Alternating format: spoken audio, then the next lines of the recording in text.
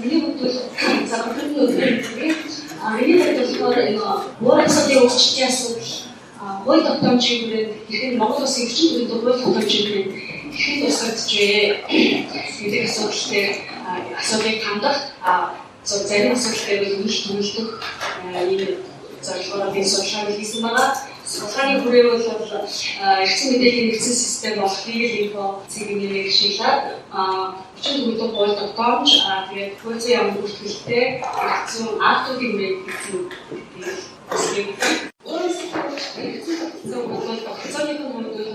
олон улсын болон үндэсний эрхцэн тогтолцоонд бол хувааж үзэж болохоор олон улсын гэдэг нь бол олон улсын гэрээ конвенцийн хэрхэн зохицуулагдж байгаа үндэсний гэдэг нь үндэсний хууль тогтоомж эрх зүйн актуудад хэрхэн тусгагдж байгаа гэдгийг авч үздэг байгаа. Ингэж авч үзэхдээ бол уур амьсгалын өөрчлөлтийг бууруулах, уур амьсгалын өөрчлөлтийг басан зохицох арга зүйн хандаж авч үздэг байлаа. За та бүхэн хэлж байгаа олон улсын гэрээ конвенцийн уур амьсгалын өөрчлөлтийн конвенц, уур амьсгалын өөрчлөлтийн Кёотогийн протокол, уур амьсгалын өөрчлөлтийн Парисын хэлцээрт бол Монгол улсад нэгдсэн байгаа голлох амлалтууд гэж хүснэтэд үүссэн байгаа. Миний авч үзэж байгаа асуудал бол олон улсын гэрээ конвенц гэхээсээ илүү үндэсний хууль тогтоомжид энэ асуудал хэрхэн тусгагдсан байна гэдгийг бол авч үзсэн байгаа. Ингээд эрхцэн мэдээллийн нэгдсэн систем Legal.info-гийн сайтаас гурван дэлгүүр үгээр болчлон хайлтсан байгаа. Уур амьсгалын өөрчлөлт, хүлэмжийн ногоо хөгжил гэсэн нэрийн доор энэ асуудлыг төлхөө зохицуулагдсан байх магадлалтай гэдэг үгнээс энэ гурван үгээр хайлтгийг хууль бол 12 улсын хурлын тогтоол 4 олон улсын гэрээ 4 ерөнхийлөгчийн зарлиг бол 1 засгийн газрын тогтоол бол 4 гарч ирсэн байгаа. За энэс хахин бол ерөнхийдөө хууль тогтоох, гүйцэтгэх, эрх мэдлийн хүрээлүүлэх нэг асуудал ерөнхийдөө анхаарлын төвд орж байгаа гэдэг нь бол харагдчихжээ. За нийтдээ одоо нэг 20 гаруй эрх зүйн актууд байгаа. За голлох эрх зүйн актууд бол ямар актууд вэ гэхээр аарын тухайн хууль, байгаль нөлөөлөх байдлын хэлний тухай хууль, засгийн газрын ой тухай, тэмдэгтийн ур хэмжээний тухай, хөрш хамгаалах зөвчлөлтөө сэргийлэх тухай гэдэг хуулиуд бол байгаа. Бусад холбогдох нөгөө гэрээ сэргийлэн батлсан тэгээд тухайн оны төсвийн тухай хуулиуд бол байгаа. Улсын хурлын тогтоолын хувьд бол хамгийн чухал ач холбогдолтой гэж үзэхээр бол 3 тогтоол байгаа. Ногоон үйлчлэгийг бодлого тухай, тухайн уур амьсгалын өөрчлөлтийн үндэсний хөтөлбөр батлах тухай, за төрөөс эрх сайжрын талаар баримтлах бодлого гэж байгаа. Засгийн газрын дэвшин төлөвлөгөө батлах тухай буюу уур амьсгалын өөрчлөлтийн хөтөлбөрийг хэрэгжүүлэх төлөвлөгөө батлах тухай засгийн газрын тогтоол байгаа. Дахиад уур амьсгалын өөрчлөлтийн үндэсний хөтөлбөр батлах тухай 2000 оны засгийн газрын тогтоолд бол 44 төр үйлчилж байгаа. Асуудалтай байж болохгүй тийм зохицуултуудыг голчлон түүж авсан байгаа. Энд дээр бол уур амьсгалын өөрчлөлтийг хамгийн өргөн агуулгаар бол зохицуулсан хууль нь бол агаарын тухай хууль байгаа. Тэгээд агаарын тухай хууль дээр бол уур амьсгалын өөрчлөлтийн сөрөг нөлөөллийг бууруулахтай холбогдсон арга хэмжээг улсын хэмжээнд зохион байгуулж нэгдсэн удирдлагаар хангах үүрэгүүдийг үндэсний хоороо байгуулж ажиллахаар бол төсгсөн байгаа. За ингээд 2017 оны 1 сарын 25-ны өдрийн 27 дугаар тогтоолын хавсгалтаар бол уур амьсгалын өөрчлөлтийн үндэсний хоороог бол байгуулж даргыг бол томилсон байгаа. За хуулийн хүрээнд бол энэ хорооны ажиллах журмыг хэн батлахын чиг үрийг хэрхэн хэрэгжүүлэх, хаанаас санхүүжих талаар бол зохицуултыг бол хуулийн хүрээнд бол олж тогтоогоогүй байгаа. Хуулийн хүрээнд байхгүй гэсэн үг. Дараагийн агаарын тухай хуулийн зохицуулт бол юу вэ гэхээр агаар хамгаалах уур амьсгалын өөрчлөлтийн үндэсний хөтөлбөрийг батлах, түүний хэрэгжлийг зохион байгуулах үүрэг нь бол засгийн газарт байгаа. Тэгээ энэ дээр бол нэг асуудал байгаа нь бол уур амьсгалын өөрчлөлтийн хөтөлбөр бол 2 хөтөлбөр байгаа. Нэг нь 2011 онд улсын хурлаас батлсан хөтөлбөр, нөгөө нь бол 2000 онд засгийн газраас батлсан хөтөлбөр байгаа. Энэ 2 хөтөлбөр хоёулаа хүчин зүйлдэг. Тэгээд агаарын тухай хуульд энэ хөтөлбөрийг засгийн газраас батлана гэж заасан байдаг бол хүчний бодлого төлөвлөлтийн тухай хуулиас үзэл баримтлалын шинжтэй төслийг бол улсын хурлаар батлах ёстой гэсэн тийм заалт байгаа нь бас цаашдаа энэ асуудал дээр анхааруулж нэг асуудлыг хоёр сүлбэлд батлах нь зөв үгүй юу гэдэг асуудал дээр анхаарах шаардлагатай гэдгийг бол харуулж байгаа гэж үзэж байгаа. За дараагийн агаарын тухай хуулийн зохицуулт бол түрүүн аманд илтгэгчийн яриад дурдсан ажлын албатай байна. Ажлын алба тэгээд юу хийх вэ гэдэг талаар бол 24 дугаар зүйлээр зохицуулсан байсан. Ингээд 15 онд 24 дугаар зүйл тэр алба байх гэдэг зохицуултыг хүчингү болгоод харин доотлынх нь тэр хоёр зохицуултыг үлдээсэн байгаа. Тэгээд Ажил үйл ажиллагааны яцсан төлөмжийн ихээр ялгуул хэлхээс сүрээс ялах төлөмжийн зөвшөөрөлт дээд хэмжээнд төрийн захиргааны төв байгууллага бол баталгаар заасан байдаг. Харин бол хууль зүйн дотоод хэргийн яамд бүртгэлтэй эрхцэн алтын жагсаалтанд бол энэ нь бол байх байгаа учраас энийг батлагдаагүй гэж ойлгож байгаа. Гэхдээ бүртгэлгүй байх тохиолдол бас байх боломжтой. Тэгээд энэ ажлын алдыг байхгүй болсон мөртлөө тэгээд ажлын алдтай холбоотой зарим зохицуултууд энэ хүчгүй болгоогүй үлдээс нь бас хуулийн уялдаагүй байдлыг бас харуулж байна гэж ойлгож байна.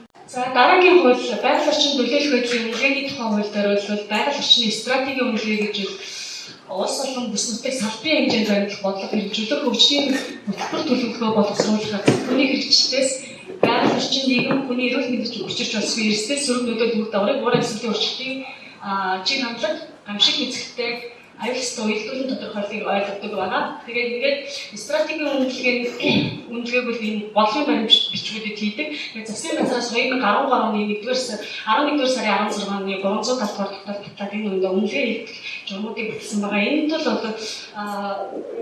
энэ уур амьсгалын өөрчлөлтийн болцсогийн эрсдэлтэй яаж уялдуулах вэ гэдэг талаар тодорхой тийм зохицуулт байхгүй байна гэж үзэж байгаа. Жоохон дахид нэмж зохицуулах шаардлагатай болов уу гэсэн тийм нэмэлт өөрчлөлт оруулах хэрэгтэй болов уу гэсэн тийм зүйл ажиллагдсан. За тэмдэгтийн хурамч юм байна.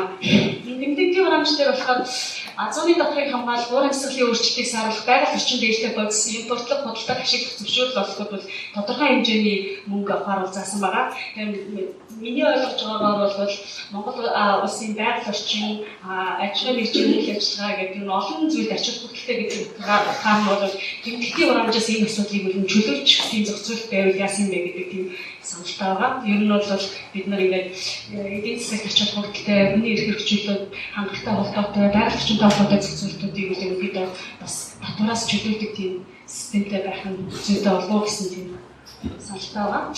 За засгийн газрын тусгай сангийн хуулийн дээр бол байгаль орчин уур амьсгалын тусгай сантай байна гэсэн тийм зохицуулт байгаа. Энэ нь бол яамн дээр тийм сан байж байгаа. Гэхдээ энэ хуулийн 26-гийн 3 дээр болохоор 6-гийн 4 заасан энэ сангууд нь бол тийм ажлын албатай байж болох гэсэн тийм зохицуулт байгаа.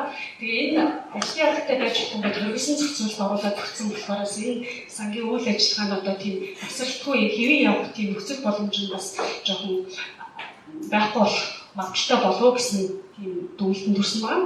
За түрүүнд бол уур амьсгалын өөрчлөлтийн үндэсний хөтөлбөрийг бол ярьсан байгаа. Энд бол нэг холбогдох арга хэмжээнүүдийн талаар чухал арга хэмжээнүүдийг бол тусгасан байгаа.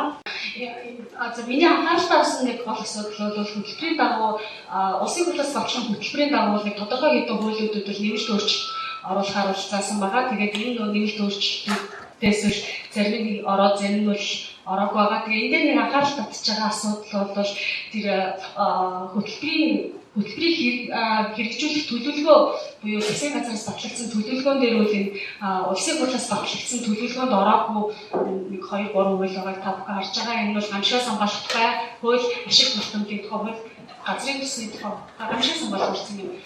Ашиг малтмал газрын төсвийн тухай хууль орсон байгаа. Тэгэхээр одоо энэ улсын хурлын тогтоолыг засгийн газар хэрэгжүүлэхдээ ингээд жоохон өргөсгөж авч ирсэн байна гэж үзэж байгаа. Одоо нөгөө бидний болон судалж байгаа эрдэс хэлхийнхээ хууль тогтоомжид энэ асуудал маань хэрхэн тусгацсан гэдэг тийм хэсэг рүү орох гэж байна. Энэ дээр бол за манай хамгийн гол эрдэс байдлын салбарт хэрэглэгдэж байгаа хууль бол ашиг малтмалын хууль, газрын тосны хууль, цөмийн энергийн тухай хууль, за урт нэртэй хууль гэдгээр ингээд хуулиуд 10 орчим хуулиудыг бид дурдж байна. За бид нар жишээж авч үзэх юм бол ашиг малтмалын хууль дээр бол энэ асуудлыг зохицуулж юугүй юу гэдэг шууд эргэцэн уур амьсгал гэсэн үгээрээ ногоон хөгжил гэсэн үгээрээ бүлэмжийн гэсэн үгээр үл орсон зохицуулт бол энэ хуулинд бол байх байгаа. Та бүхэн ашиг малтмалын хуулийн зорилгыг бол харж байна. Ашиг малтмалыг эрх хайх, ашиглах болон хайгуулын талбай уурхай хэлбэрийн орчныг хамгаалахтай холбогдсон харилцааг зохицуулахад оршиж байгаа. Тэгээ эндээс бас нэг хараад зүгээр нэгээс судлаачийн үднээс харахад бол энэ яг тэр байгаль орчныг хамгаалахтай хэсэг нь зөвхөн тэр нүуний лицензээр олгогдсон талбай хүрээнд яригдаад байгаа гэдгийг та бас анзаарч харж байгаа. Хайгуулын талбай уурхай хэлбэрийн орчныг хамгаалахтай холбоотой нийт одоо энэ байгаль орчны одоо тийм том бодлого руу бас харахгүй байх магадaltaй байна гэж би үзэж байна. Тийм тэгээ одоо бидний хамгийн гол нь энэ ашиглах болон тэр ашиглалтын дараа тийм ямар эрх зүйн зохицуулалттай байх вэ гэдэг асуудал бол бидний хамгийн судалж үзэх ёстой чухал асуудал гэж ойлгож байна. Тухайн өмнө дурддагдсан 3 үг байхгүй ч гэсэн бол бас нэг хог хаягдлын тухай хуульд бол уул уурхай яамд бол тийм эрх олгосон зохицуулалтууд бол байгаа. Цаг байгаа учраас би зөвхөн тэр анхаарах шаардлагатай юмнуудыг хэлээ авчи. Энэ дээр бол ингээд нэг 8-ын 6-аар бол 3 эрх олгосон байгаа. Гэсэн чинь энэ дээр 3 эрх олгосноос бол 2 журам байх хэвээр. Энэ 2 журам уул уурхай амнаас батлагдаагүй байгаль орчны амнаас батлагдах байгаа ерхийдтэй зохицуултыг бол бид нөхөд зохицуулах хэрэгтэй юм болов уу гэсэн тийм зүйлтэй байна. За тэгээ бид нар бол энэ доктортой өвчний үзэл баримтлалыг баталсан. Энэ доктортой өвчний үзэл баримтлалын хүрээнд бол Монгол улсын одоо хууль тогтоомжууд боловсруулалт явах хэрэгтэй. Тэгээд бид нар эрдэс баялагын салбарт бол төрөөс баримтлах бодлого гэж баталсан. Энэ бодлого бас л доктортой өвчний үзэл баримтлал чиглэлийн шүү. Бид нар байгаль орчноо хамгаалсан шүү. Энийг олборлог боловсруулах нөхөн сэргийг энэ юунд төвшөндөө аль алин хийшүү гэсэн энэ зохицуултуудыг бол бодлогын хүрээнд бол тодорхойлж өгсөн байгаа. За ногоон өвчний үзэл баримтлал энэ дээр бас маш сайхан тодорхойлтууд бол явж байгаа. За эрдэс баялагтай холбоотой голлох арга хэмжээнүүд бол ийм арга хэмжээнүүд байгаа. Энэ дээр нөгөө нэг бас нэг жоохон хууль тогтоомжийн хүрээнд бас хийдэлтэй зохицуултууд байна гэж түрүүнд хэлсэнтэй. Би нэг энэ жоохон дүгнэлтийн жоохон өөрчлөсөн нөгөө нэг засгийн газрын өөрчлөлтийг хөтөлбөрөөр бол засгийн газрын хөтөлбөрийг хэрэгжүүлэх төлөвлөгөөгөөр бол энэ ашиг малтмлын хууль газрын тусны хууль гэдгийг нэмж оруулж гисэн тийм асуудал байгаа. За дараа нь бол ер нь бол хайвал болон ашиглалтын тусгай зөвшөөрлөл эзэмшигчдийн зүгээр эзэмшигчдийн нөлөөлийн эрсдлийн үнэлгээ хийлгэж чадсан шаардлагатай болов. Тэгээд урамшууллын механизм байхгүй гэж түрүүнээс ирсэн. Энийг бол хэлсэн байгаа. Тэгээд үйл ажиллагааны бас жоохон төтөлбөрүүд байна. Бидний одоо бүх салбарын мэргэжлүүдийн хувьд уур амьсгалын өөрчлөлтөд насан зохицох болон уур амьсгалын өөрчлөлтөд сэргийлэхдээ энэ харилцан нөлөөллүүд нь ямар байх талаар бол бид нар бүгдээрээ жоохон мэдлэг бас хүмүүс байна гэж үзэж байгаа. За тэгээд төрийн байгууллагын бүтэцчиг хүрээнд анхаарах юмнууд юу вэ гэхээр түрүүнд би бас дурдсан уур амьсгалын өөрчлөлтийг хэрэгжилтийг зохион байгуул энэ олон яамдуудыг нэгдсэн удирдлагаар хангах ийм чиглэлтэй уур амьсгалын өөрчлөлтийн үндэсний хорооны одоо тэр ажиллах журмыг бүтэц зохион байгуул санхүүжилтийн юм хаанаас явах вэ гэдэг нь асуудал байна. Тэгээ ажлын алба байгуулсан түрүүнд операшн зохицуулалт хийсэн гэдэг тэрийг бол одоо ингээ байхгүй болгосон. Иймэрхүү асуудлууд бол байна. Тэгэхээр олон яамд одоо хоорондоо яг яаж үйлдэлтэй ажиллах энэ 3 дээр дурдсан 3 чухал хөтөлбөрүүдэд яаж хоорондоо үйлдүүлэх юм те эдгээр нь хоорондоо давтаж байгаа мó гэдэг энэ асуудлууд бас чухал байна. За ингээд ашиг малтмлын хуулиуд бол зарим нэг тодорхой энэ үдээс үзэхэд бол бас зохицуултуудыг оруулах хэрэгтэй байна. Эрхэм зохицуултуудыг боловсронгуй болох хэрэгтэй байна.